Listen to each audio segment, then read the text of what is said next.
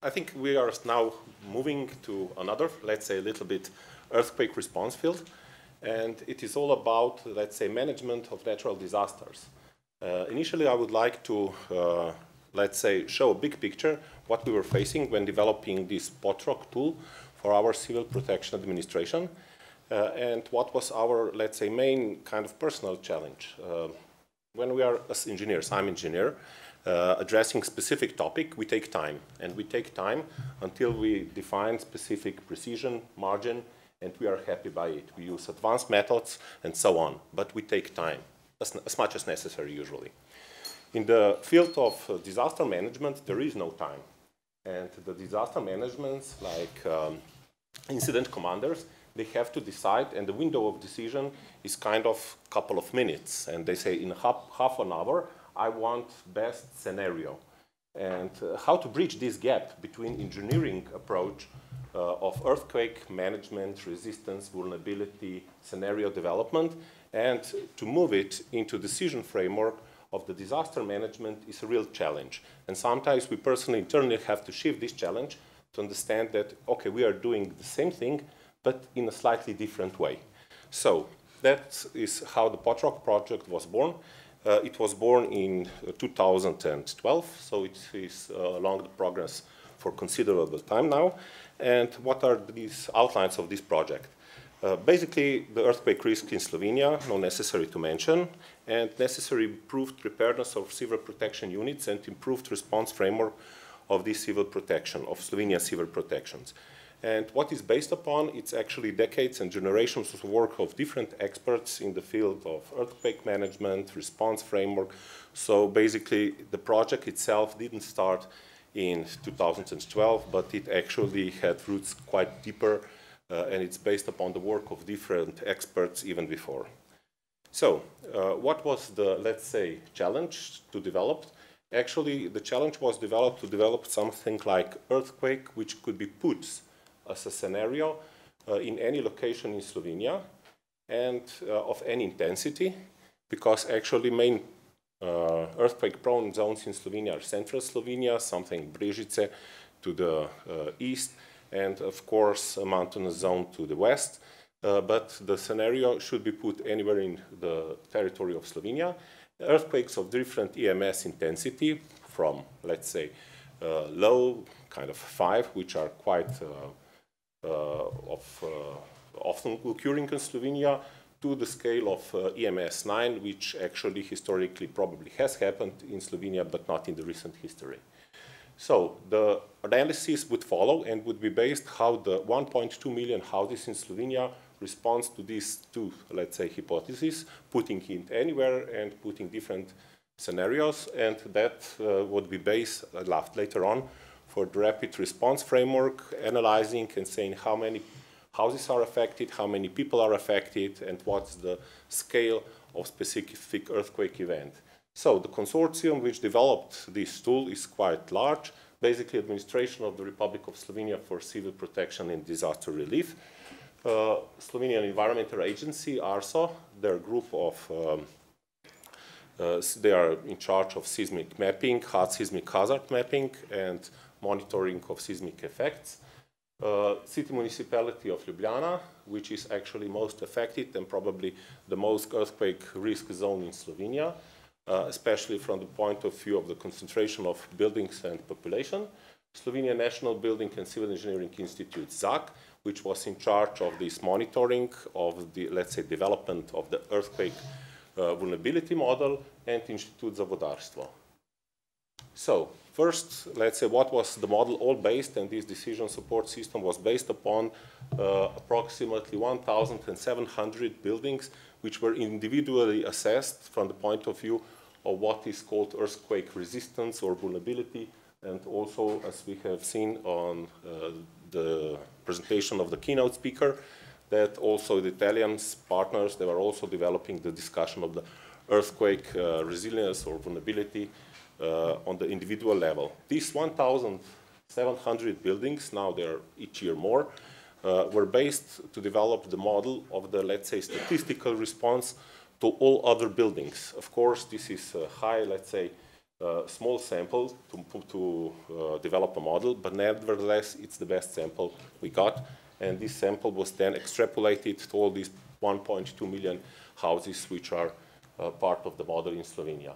So basically the result, which is usually somehow hidden, I'm showing it to you now, is that each house can individually be assessed based upon the model of, let's say, comparable house, but actually for Slovenia, or actually for Ljubljana, we see this high concentration of these 1,700 individually assessed houses. So basically for Ljubljana and the buildings of Ljubljana, many of these buildings are actually based upon the individual assessment, which was then extrapolated to other buildings of that same type, same especially important period of construction, because as in many countries, the very important factor is the legislation in force for specific construction in that period of time. So now that is actually what one can get. It's open access web application. Of course, you cannot get individual assessment of the building. That was considered, let's say, too risky from the point of view of uncertainty of the model, and also from the point of view of the impact of the potential real estate value, which could be by mistake assessed its vulnerability in a wrong way. But what is important that by putting any location in this model, like epicenter Ljubljana, it calculates the decreasing in EMS intensity from the epicenter. It also acknowledges the microseismic corrections, because south of Ljubljana is part of the microseismic, very problematic zone Ljubljansko barje, which is probably also subject to liquefaction to a certain extent. Who knows, your project will show. And what is important result, that basically the result is how many houses, buildings, are assessed as unusable, which means that for these buildings, they are considered to be of damage category 4 and 5. And also temporary useless, probably from this point of view, temporary useless houses, they will need some temporary sheltering, at least to the time until they will be assessed if they are suitable for living, or they should be repaired or reconstructed. So if we see the figures, there's also number of buildings, night scenario, and also daytime scenario from the point of view of the number of inhabitants affected. And this daytime scenario is actually important as well as for these 400 buildings, as well as for these 11,000 buildings, which means that the displacement or temporal displacement of the people of approximately scale of 100,000 might find place in the case of serious earthquake in Ljubljana. This is of the intensity 8, which has return period of 475 years. So other interconnections are somehow hidden, and perhaps today we won't have enough time to disclose and discuss all of them, because behind that there is also the did you feel the application. So the disaster manager can actually get the response in the real time of what is going on in the terrain. This did you feel it application was developed specifically for the purpose of the development of shake maps. So basically shake maps are now introduced. Improved shake maps and faster preparation of the shake maps are prepared now in Slovenia by the ARSO, also using this application. This was an earthquake which happened, as you see, I think that was in 2018, December 2018 in Knežak, and there were actually 1,500 responders to the Did You Feel It application. This is also providing quite important, let's say, backbone for the development of the shake maps, but also it is anticipated that in the case of real strong earthquake, these maps will also contribute to decision makers of the incident commander. One important feature is actually the occupancy of buildings model. In Slovenia, we are having quite a good registry of inhabitants, so we can position everybody where he's registered from the point of view of her or his permanent occupancy. But the problem is that in the daytime, there is no occupancy data, and many also vulnerable buildings are recognized as kind of empty. So this was resolved by the development of occupancy model, which was based upon the daytime migration type of building. So we developed kind of 20 models of different type for hospitals, for offices, for shopping centers, and actually some data were also collected from public registries, like data from kindergartens, data from schools. So this is, let's say, an example for one school very close to here, more to Ljubljana, Bavaria, which has together, which means employees and pupils, 833, and it's kind of recognized as very vulnerable building.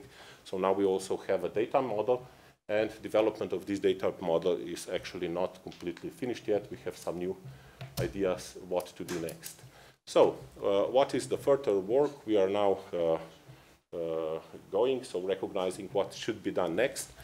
So basically one issue is always continuous upgrading of existing functionalities of the POTROG decision support tool. One component is from risk assessment to economic damages. We have seen that from the Italian point of view. Discussion in euro can open several eyes. So besides discussing that, for example, the number of affected people, then we start discussing billion euros, and then actually the economist and the Ministry of Finance start really thinking over how can we cope with that issue. Improved response mechanisms. Many response mechanisms are already embedded, which means connection to kind of like Seveso sites. So basically it's identified which Seveso sites are in the earthquake affected areas. One interesting response mechanism analysis showed that approximately half of the firefighters will be personally affected by the earthquake in Ljubljana. So this is quite important information that actually Ljubljana cannot rely on its own forces in the case of large earthquake, but we have to develop procedures for the integration of INSARAG service. It's calculated that approximately, well, quite unbelievable number of European civil protection mechanism units will be engaged in this situation. But of course, it's a situation of a large city directly in the epicenter of significant earthquake. And the model is also showing that basically the only earthquake we really have to worry in Slovenia is Ljubljana.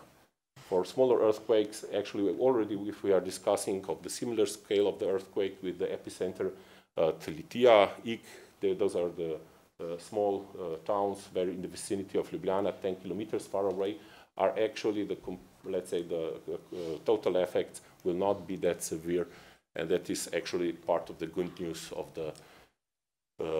this component. So basically this is actually positioning of the tool. 2 minutes. Yeah, we are close to the end, and this is positioning of the tool. Basically this rapid response system is not only addressing the component, somebody thinking that we are only supporting with this tool the response framework. Actually, it is currently really important for the preparedness framework, because all the earthquake exercises in Slovenia are now using directly the scenarios developed by the POTROG tool, and they are actually heavily improved, which means not only developed on the basis of the field exercises, but they're actually supporting very much the development of tabletop exercises, decision-making framework, and basically this complexity of the decision-making framework in the case of large,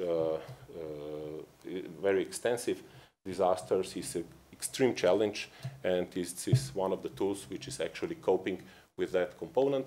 One of the, let's say, effects, let's say kind of side effects, is also that the discussion on the earthquake efficiency of building was opened.